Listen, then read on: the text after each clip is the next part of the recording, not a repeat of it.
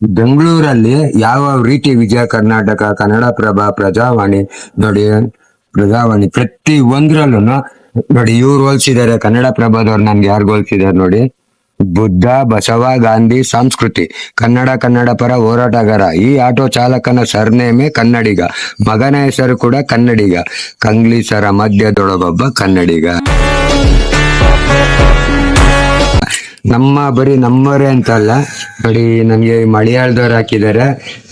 ಇವರ ಮಲಯಾಳದವ್ರು ಏನ್ ಹಾಕಿದ್ದಾರೆ, ರಜನಿಕಾಂತ್ ನ ನೋಡೋದಿಕ್ಕೆ ಮಡ್ರಾಸ್ಗೆ ಹೋಗ್ಬೇಡ್ರಿ, ಬೆಂಗಳೂರಲ್ಲಿ ಒಬ್ರು ಜೂನಿಯರ್ ರಜನಿ ಅಂತ ಇದ್ದಾರೆ, ಇವ್ರ ಹತ್ರ ನಿಮ್ಮ ಹತ್ರ 10 ರೂಪಾಯಿ ಕಮ್ಮಿ ಐತೆ ಅಂತ ರಿಕ್ವೆಸ್ಟ್ ಮಾಡ್ಕೊಳ್ಳಿ, ಕರ್ಕೊಂಡೋಗಿ. ಆಂಧ್ರದಲ್ಲಿ ಹಾಕವ್ರೆ ನೋಡಿ, ಆಪತ್ತಲ್ಲಿ ಉನ್ನವಾಳುಕು ಅದಕ್ಕೂನ್ನ ಆಟೋ ರಾಜ.